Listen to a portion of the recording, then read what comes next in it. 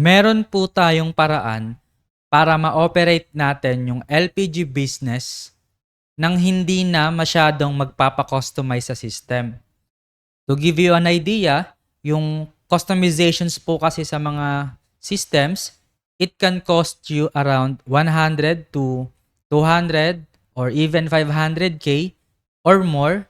Depende po sa customizations na gusto nilang gawin sa system.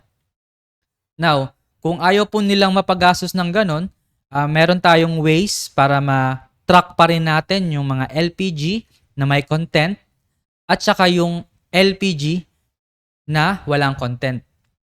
Mag-focus lang po muna tayo dito sa dalawang items na ito, yung 100 pieces na may content at saka 100 pieces na walang content. Ibig sabihin nito, at any point in time, ito yung baseline quantity natin. 200 pieces na mga tangke regardless kung meron silang laman or wala. Gagawa tayo ngayon ng first scenario natin na si customer, bibili siya ngayon ng LPG, syempre yung may laman. So currently po, nasa back end ako ngayon, pupunta tayo ng cashiering screen. Ito yung cashiering screen natin. Now, itatype lang natin sa search bar yung item na bibilhin ni customer. Yun na nga yung LPG na may content. Pwede tayo magdagdag ng iba't ibang brands dyan, no? Kung yung Island Gas or yung Petron, etc. Example lang naman po ito. Halimbawa, bibili si customer ng 2 pirasong LPG na may laman. So, i-quantity natin siya and then 2 pieces. Tapos, select natin ngayon yung payment kasi magbabayad na si customer and then i-enter lang natin. Pwede rin tayong mamili ng e-wallet kung magbabayad si customer via GCash. So, i-try natin yung GCash payment and then submit lang natin. And then, yung last step natin, yung print receipt. Babalik tayo ngayon sa backend natin para makita natin ngayon kung nag-reflect na ba yung inventory natin. So, i-refresh lang natin yung screen. Ayan, refresh natin. 98 pieces na lang.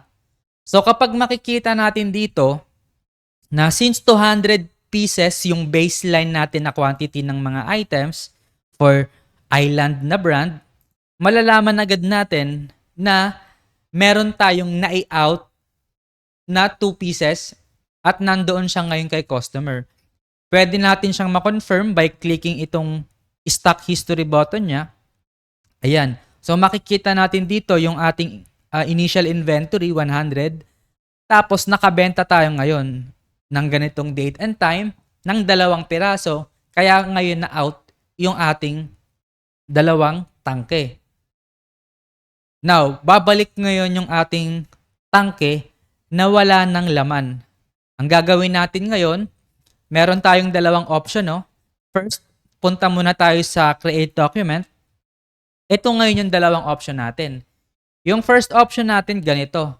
Pwede natin siyang i-quick inventory, fastest way, tsaka shortcut. So, hahanapin lang natin yung LPG na may content. So, currently, 100 pieces daw siya. Babalik ngayon yung 2 tangke. Gagawin natin siya ngayong 102. Kaya nakalagay po dito, no, quantity on hand, 100 pieces. Yung new quantity po niya ay 102 na. Kapag sinave natin to ngayon, magiging 102 na ngayon yung kanyang new quantity. Pero meron tayong second way na mas maganda, mas ideal din ito.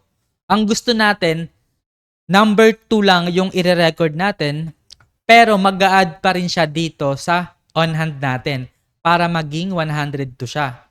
So para mangyari yon, dito tayo ngayon sa purchase order.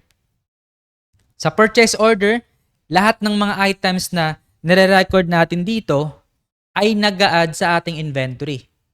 So, hahanapin natin yung item na LPG without content and then, i-input natin ngayon sa quantity kung ilang peraso yung binalik ni customer.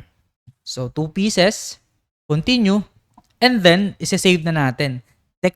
Technically, paid dyan siya since item natin yung yung gamit na yon, save na natin. Receive now. Tapos, magre-reflect na ngayon sa ating inventory yung items na in-add natin or pinurchase order natin ngayon. Makikita natin dito na yung ating LPG na walang content, naging 102 na siya ngayon. Kapag ipag-a-add natin yung dalawa ngayon, bumalik ngayon sa original na quantity yung total na mga tangke natin. Yung LPG na walang content, 102, while yung LPG na may content, 98. So, total pa rin siya na 100. Now, ang next concern natin, sir, nilagyan namin ngayon yung LPG without content, nilagyan namin siya ng panibagong gas, mako-convert siya ngayon into LPG na may content. So, doon na ngayon papasok yung pwede nating i-manipulate yung quantity dito. Mamimili tayo kung purchase order or quick inventory. So, yung quick inventory kasi yung fastest way. Ang gagawin muna natin, no, yung LPG na may or walang content, quick inventory natin, let's say yung 50 pieces doon, ginawa natin siyang may content. Kumbaga, niload na natin siya ng gas. So, hahanapin natin siya ngayon, yung item na without content, from 102, magiging 52 na lang siya ngayon. So, 52. And then, by the way, pwede nyo rin siyang i-record as loss and damage, no? Kasi technically, pag loss, kumbaga, nawala siya sa inventory natin, naging content siya ngayon with content. So, pwede tayong mamili sa dalawa. So, try muna natin itong quick inventory, yung without content. Gusto natin siyang bawasan ng 50 pieces kasi nga, lalagyan natin siya ngayon ng gas. So, magiging 52 na lang siya. Save natin ngayon. Tapos, yung 52 pieces ngayon, i-add natin siya doon sa yung may content natin. So, wait natin siya mag-load. So, 52 na lang siya ngayon. Ngayon, i-add natin siya ngayon sa may content kasi kinonvert na natin siya eh. So, create document lang tayo. And then, i-type na natin ngayon yung item na may content. 50 pieces ngayon yung na-convert natin. Mag-a-add siya ngayon sa ating inventory. Continue, paid, and then save na natin. Receive now. Ngayon, kapag pinag-add ulit natin sila, refresh lang, magto-total pa rin yan sila na 200 pieces. Yun yung baseline natin ng total ng mga tangke.